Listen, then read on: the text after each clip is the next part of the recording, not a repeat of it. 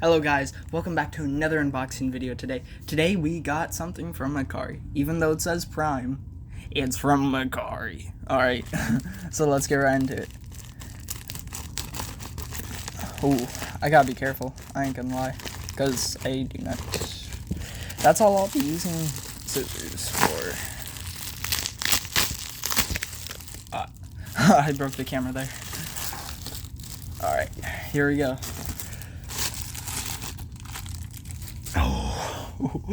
Oh snap. Okay.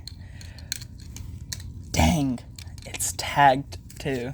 So we got a piranha plant. Sanei piranha plant tagged too. That's insane.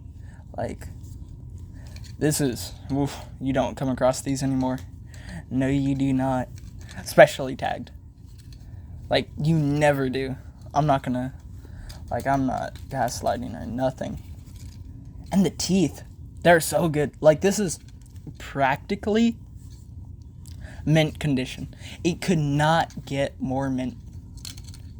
And I got it for, like, less than 20 bucks. That's insane. Insane. They don't even sell these anymore. Yo, the mouth when you close it, though. It looks good. It looks, it looks better than it should.